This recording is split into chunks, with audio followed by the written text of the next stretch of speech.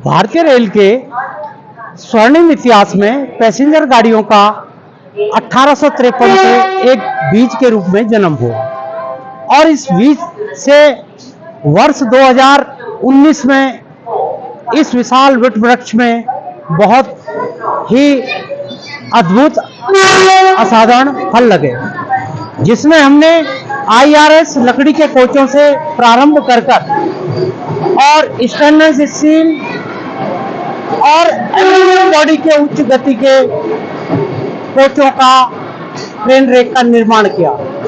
लकड़ी के बने IRS कोच से, जो कि ICF, BML, LHB विदेशी तकनीकी के कोच थे, लेकिन वंदे भारत जिसका नाम ट्रेन सेट 18 भारतीय रेल के स्वर्णिम युग में आज स्वदेशी निर्मित मेक इन इंडिया के तहत बनकर देश को गौरवान्वित किया।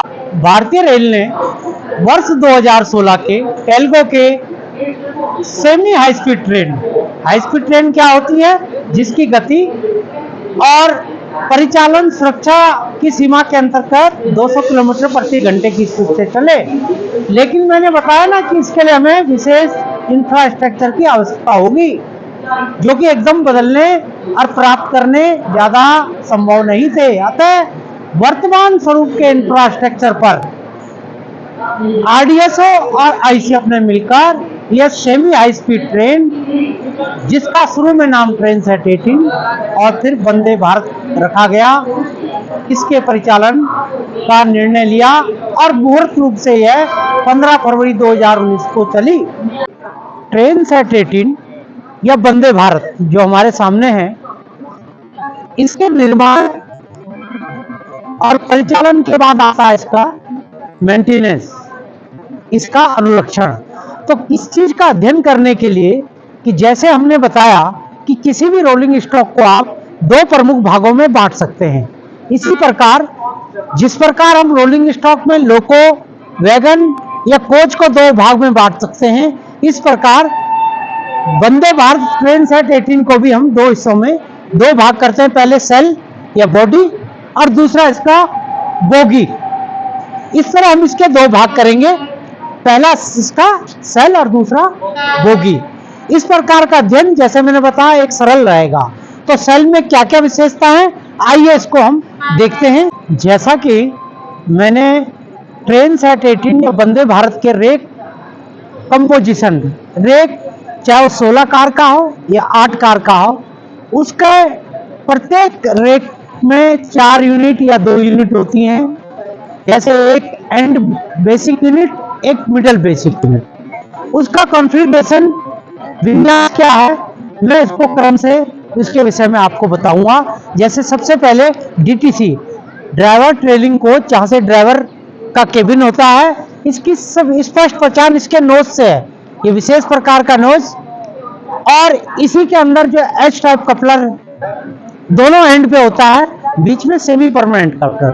तो हम DTC की विशेषताओं के बारे में धीमे धीमे आपको एक एक करके बताएंगे। पहले DTC कोच की क्या विशेषता है, आप इसको समझिए। अब हमें semi high speed train Vande Bharat के निर्माण और परिचालन की प्रक्रिया से पूर्व थोड़ा बहुत इसका सेमी हाई स्पीड ट्रेनों का भारत में क्या सुविचार हुआ, कब इनके ट्रायल हुए, थोड़ा सा मैं इसको बताने का प्रयास करूंगा।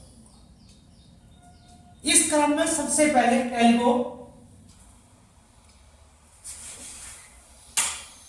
स्पेन की टेल्को नामक ट्रेन वर्ष 2016 में भारतीय रेल में सेमी हाई स्पीड ट्रेन के परिचालन के लिए आई और उन्होंने अपने निम्न 3 चरणों में ट्रायल किए। इसमें आप ये देख रहे होंगे, टेल्को ट्रेन में वर्ष मई 2016 से अगस्त 2016 के बीच ये 9 कोच की ट्रेन, इसमें इन्होंने बरेली, मुरादाबाद, मथुरा, पलवल, नई दिल्ली, मुंबई के बीच 3 सेक्शन पर अपने ट्रायल किए, जिसमें इंजन भारतीय रेल का बरेली वाले सेक्शन में डीजल इंजन और मथुरा और मुंबई वाले सेक्शन में इलेक्ट्रिक लोको के माध्यम से हमने इसका परिचालन किया। ये लगभग 180 किलोमीटर तक इनका सफल परिचालन हमारे मूलभूत इन्हीं पटरियों पर परिचालन किया गया। लेकिन सफल परिचालन के बावजूद एक तो हमारे प्लेटफॉर्म थोड़ा इनसे ऊंचे थे, दूसरा हमारे देश का जनसंख्या घनत्व काफी है। इस ट्रेन के 9 कोच की क्षमता 400 कोच के ही 400 यात्री के लिए ही संभव थी। तीसरा सबसे महत्वपूर्ण कारण यह स्पेन की ट्रेन थी। ट्रांसफर ऑफ टेक्नोलॉजी के तहत वो भारत में किसी प्रकार का कोई कारखाना लगाने के पक्ष में भी ज्यादा नहीं थे। तो अतः क्योंकि हमें पूरी तरह विदेशों पर ही इस पर निर्भर होना पड़ता, अतः इसका विचार भारत सरकार रेलवे बोर्ड ने त्याग दिया।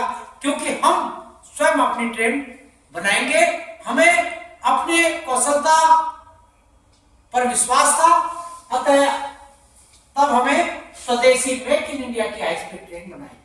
अब आपके दिमाग में एक प्रश्न आता है, स्वाभाविक है कि जब हम सेमी हाई स्पीड ट्रेन बना रहे हैं तो फिर हाई स्पीड ट्रेन क्यों नहीं? तो इसका सीधा सा अर्थ है कि हाई स्पीड ट्रेनों में, हाई स्पीड ट्रेन क्या होती है कि उच्च गति जो कम से कम 200 किलोमीटर प्रति घंटे की गति से सुरक्षित रूप से परिचालन करने में सक्षम हो, वो हाई स्पीड ट्रेन है।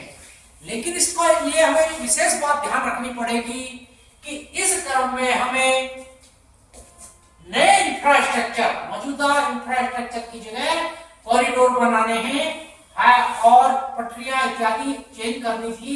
इसलिए रेलवे बोर्ड ने सेमी हाई स्पीड ट्रेन को चुना, क्योंकि इसके लिए वर्तमान में सभी इंफ्रास्ट्रक्चर मौजूद थे।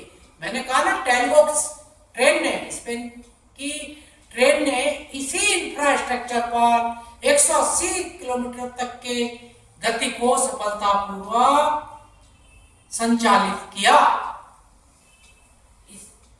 इसके कुछ चित्र मैं आपको दिखा रहा हूं। ये ट्रेन है, इंजन हमारा लगा था, देखिए मुरादाबाद वाले सेक्शन में डीजल इंजन, और नई दिल्ली, मुंबई और मथुरा की तरफ ये इलेक्ट्रिक इंजन से सफलतापूर्वक परिचालन। अब 2016 के स्पेन की टेल्को ट्रेन के ट्रायल के पश्चात भारत सरकार रेलवे बोर्ड ने यह विचार किया कि भारतीय इंजीनियरों की कुशलता का, योग्यता का प्रमाण हम स्वयं प्रस्तुत करेंगे। और प्रमुख अभियंता आईसीएफ श्री सुधांशु मणि जी के नेतृत्व में भारतीय रेलवे बोर्ड ने 18 माह के रिकॉर्ड समय में सन 2018 में पहली ट्रेन सेट 18, इसका नाम ट्रेन सेट 18 इसीलिए रखा गया था, जो कि बाद में बदलकर वंदे भारत कर दिया गया। इसके निर्माण को, स्वप्न को पूर्ण किया। आज के अध्याय में हमने वंदे भारत की प्रारंभ से अब तक की तकनीकी विशेषताओं के बारे में समझा। वर्तमान समय पाठ के आरंभ में आपको बताया गया कि अब तक 41 वंदे भारत सफलतापूर्वक पूरे भारत में अपनी सेवाएं दे रही हैं। और एक जानकारी की, अभी 24 सितंबर 2023 में प्रथम नारंगी कलर की वंदे भारत केरल में कासरगोड टू त्रिवेंद्रम रूट पर 24 सितंबर 2023 को चलाई गई, जिसमें कि रंग ऑरेंज कलर का दिया गया, जो आंखों को बहुत दूर से ही दृष्टिगोचर होता है। जिस प्रकार लाल रंग एम्बुलेंस वगैरह से ऑरेंज कलर, ये दूर से ही आंखों को साइंटिफिक ये बताया गया कि आंखों को दूर से ही चमक जाता है। और सबसे बड़ी बात, इसमें जो मूल वंदे भारत थी 2018 की वंदे भारत के काफी चीजों को उन्नत किया गया। उन्नत मतलब और अच्छे ढंग से उसको पेश किया गया। तो इस प्रकार यह भी एक नया अध्याय है। तो मुझे उम्मीद है कि आप अभी वंदे भारत की विशेषताओं को समझ चुके होंगे। अब इसके विन्यास, प्रत्येक कोच की विशेषता और इसके एयर ब्रेक, सीबीसी कपलर इत्यादि जो कि एक उन्नत किस्म की टेक्नोलॉजी है, उसके समय अगले अध्याय में पढ़ेंगे। धन्यवाद।